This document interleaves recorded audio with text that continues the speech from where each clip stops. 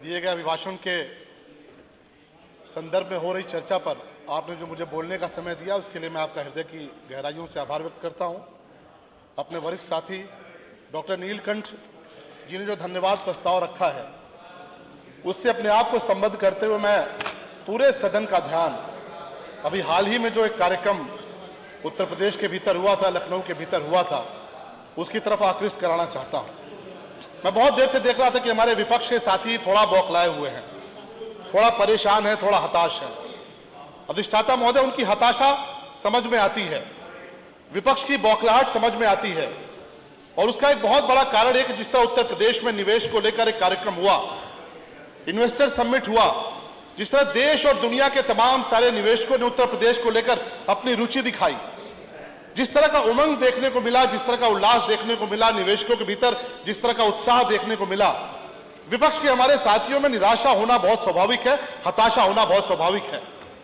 क्योंकि उत्तर प्रदेश को विपक्ष ने कहां पर लाकर खड़ा किया था, यह किसी से छुपा नहीं है। चाहे वो सड़क का क्षेत्र रहा हो, चाहे वो बिजली का क्षेत्र रहा हो, चाहे वो पानी का क्षेत्र रहा हो, चाहे वो कानून व्यवस्था का क्षेत्र रहा हो। हम सब इसी उत्तर प्रदेश में रहते हैं। मैं पेशे से टेलीविजन पत्रकार रहा हूं। हम सबने उत्तर प्रदेश की जो तस्वीर 2017 के पहले देखी थी, मुझे लगता है कोई उसको भूल नहीं सकता। बड़ी बड़ी गाड़ियां निकलती थी, उसके शीशे खुले हुए होते थे और बंदूक की नालें बाहर झांकती थी। तमाम सारे माफिया उत्तर प्रदेश की सरकारों पर काबिज हुआ करते थे। उत्तर प्रदेश को जिस तरह से तमाम कंपनियां क्लस्टर में बांटती हैं, 2017 के पहले इन माफियाओं ने अपने अपने क्लस्टर में बांट रखा था। प्रयागराज कोई और हैंडल करता था, पूर्वांचल कोई और लूटता था, पश्चिमांचल में किसी और माफिया डान का कारोबार चलता था।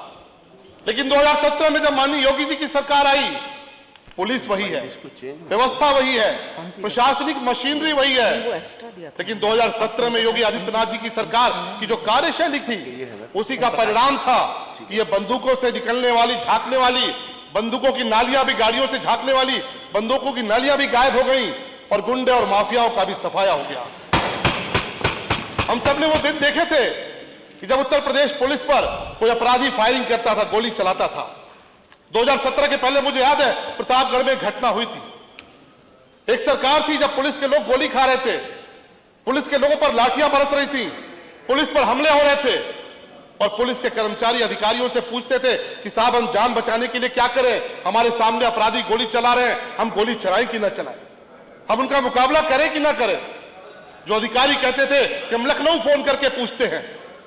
और 2017 के पहले अधिष्ठाता महोदय, इस तरह की स्थिति थी कि प्रतापगढ़ के कुंडा में यह कांड हुआ था, अधिकारी मारे जाते रहे, पुलिस के लोग मारे जाते रहे, पुलिस पर गोलियां चलती रही, पुलिस पर हमले होते रहे, लेकिन जो सरकार थी उसने पुलिस को मुकाबला करने का अधिकार नहीं दिया। और यही कारण था कि हमारे 2 वीर जाबाज जो अधिकारी थे वो शहीद हुए। लेकिन आज किस तरह की स्थिति है? आज गुंडा या माफिया कोई अपराधी हो, अगर पुलिस की तरफ गोली चलाता है तो उसको पता है कि अगर पुलिस पर गोली चलाएगा तो आज जो सरकार है उसने इतनी छूट दे रखी है कि पुलिस पर गोली चलाने वाला पुलिस की गोली खाएगा भी, उसका शिकार भी होगा। आप देख सकते हैं किस तरह की स्थितियां बदली हैं, किस तरह की परिस्थितियां बदली हैं। उत्तर प्रदेश की तस्वीर बदली है। और मैं तो सुन रहा था, नीलकंठ जी नोएडा का जिक्र कर रहे थे, मुझे तो अयोध्या नजर आती है, वही अयोध्या जिसको 2017 के पहले फैजाबाद बनाकर रखा था। और मैं आप सबसे पूछना चाहता हूं, आप सबसे ये कहना चाहता हूं कि हम सब दीपावली क्यों मनाते हैं?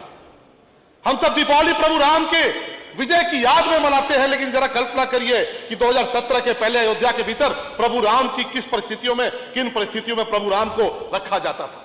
एक फटा हुआ टेंट हुआ करता था, बारिश में टपकता हुआ पानी हुआ करता था, टेंट बदलने तक की इजाजत नहीं हुआ करती थी। हमारे प्रभु राम लला टेंट में रहते थे और सरकारों की उपेक्षा की स्थिति यह थी कि पूरी दीपावली प्रभु राम की विजय उत्सव के तौर पे, विजय उत्सव के तौर पर दीपोत्सव करती थी, दीपावली मनाती थी, लेकिन प्रभु राम का जो आंगन होता था वो अंधेरा होता था। पूरी दुनिया दीपावली मनाती थी, पूरी दुनिया में दीपोत्सव होता था, लेकिन प्रभु राम के खुद के घर में एक दीपक नहीं होता था।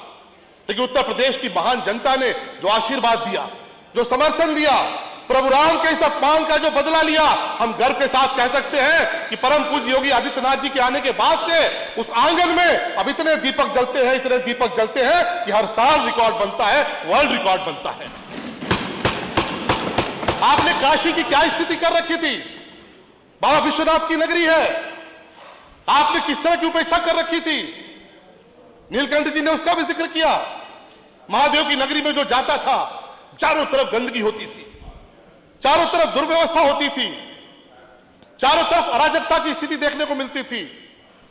वाराणसी के, काशी के लोग, जिस काशी को हम सनातन संस्कृति के तौर पर हमेशा से जानते और मानते आए हैं, आपने मां गंगा का क्या हाल कर रखा था। लेकिन मैं कहना चाहूंगा और अपने विपक्ष के साथियों से कहना चाहूंगा कि आपको जाकर देखना चाहिए कि माननीय प्रधानमंत्री जी के नेतृत्व में, माननीय मुख्यमंत्री जी के नेतृत्व में आज महादेव जी की, महादेव की नगरी किस तरह से सुंदर सी निखर कर आई है, किस तरह से पूरा का पूरा महादेव की नगरी काशी का कायाकल्प हुआ है। मैं देख रहा था पिछले दिनों अधिष्ठाता महोदय, जब इन्वेस्टर समिट के दौरान पूरा लखनऊ सजा हुआ था, पूरा लखनऊ बहुत खूबसूरत दिख रहा था। हमारे विपक्ष के एक नेता मुझे बाहर मिल गए, उनका पूरा परिवार उनके साथ में था, उनके बच्चे तस्वीर क्लिक करा रहे थे, तस्वीर वहां पर ले रहे थे जो पूरी सजावट लखनऊ की हुई थी। हमारे विपक्ष के साथी तस्वीर क्लिक कर रहे थे, मुझे लगा कि शायद वो तस्वीर क्लिक कर रहे हैं तो उनकी तस्वीर नहीं ली जा रही है। मैंने कहा कि आप खड़े हो जाइए, मैं आपकी फोटो खींच लेता हूं, मैं आपकी फोटो क्लिक कर देता हूं। उन्होंने कहा नहीं, इतना खूबसूरत सजा है कि बच्चे मान नहीं रहे, पत्नी मान नहीं रही, पर मैं अगर फोटो खिंचाऊंगा और कहीं फेसबुक पर आ गई तो इसका संदेश अच्छा नहीं जाएगा। मैं आपसे कहना चाहता हूं कि उत्तर प्रदेश आपका भी है, ये उत्तर प्रदेश आपका भी है। इस उत्तर प्रदेश पर गर्व करिए, इस उत्तर प्रदेश पर गर्व करिए दोस्तों। आपस में बात ना करें प्लीज, उनकी बात सुन लीजिए। अधिष्ठाता महोदय, आपकी बात भी वो सुनते हैं ना, तो सुन लीजिए। अधिष्ठाता महोदय, मुझे लगता है कि ऐसे बहुत से हमारे विपक्ष के साथी होंगे जो चुपके चुपके ये जो उपलब्धियां हुई हैं उसकी तस्वीर खिंचाते जरूर होंगे, लेकिन फेसबुक और ट्विटर पर ना डालना उनकी मजबूरी हो सकती है। लेकिन मैं कहूंगा कि आपके लिए भी उपलब्धि है, आप उत्तर प्रदेश के हैं। आप अपने रिश्तेदारों से पूछिए, अपने नातेदारों से पूछिए जो उत्तर प्रदेश में बाहर से आते हैं, जरा उनसे पूछिए कि उत्तर प्रदेश के बारे में उनका परसेप्शन कैसे बदला है। और वो इसलिए बदला है कि माननीय प्रधानमंत्री जी के नेतृत्व में आज एक कर्म योगी हैं जो उत्तर प्रदेश की सेवा कर रहे हैं।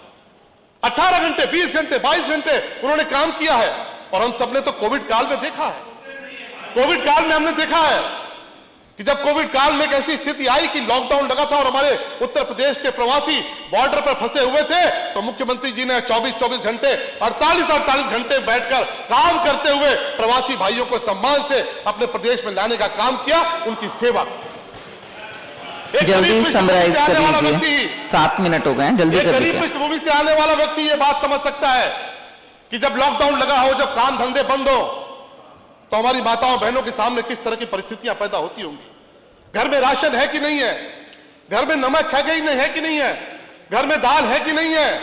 और इसीलिए हम गर्व के साथ कहते हैं कि माननीय प्रधानमंत्री जी के नेतृत्व में माननीय योगी जी की सरकार थी जिसने इस बात की चिंता की कि घर के किचन में माताओं बहनों के पास न तो नमक का संकट आएगा, न तो दाल का संकट आएगा, न तो राशन का संकट आएगा।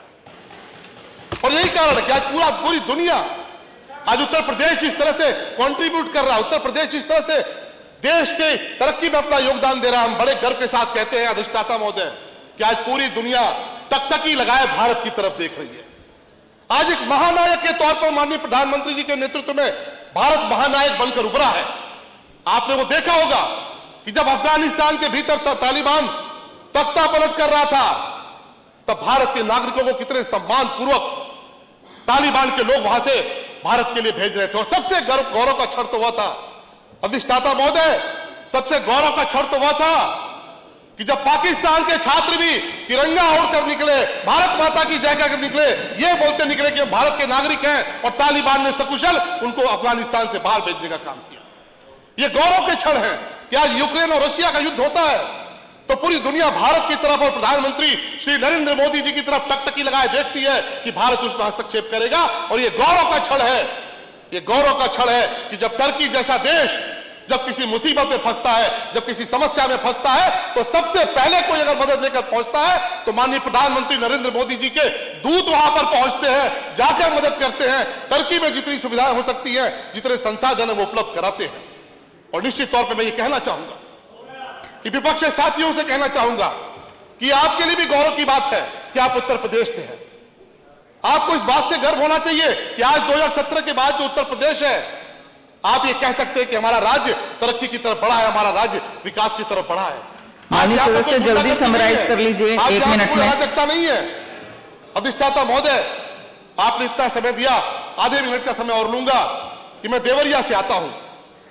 देवरिया की जनता ने मुझे आशीर्वाद देकर भेजा है। हमारा क्षेत्र चीनी का कटोरा कहा जाता था, चीनी मिलें होती थी, लेकिन 2017 के पहले जो सरकारें आई उन्होंने हमारी चीनी मिलें लूट ली, पौने पौने दाम पर चीनी मिलों को बेच दिया।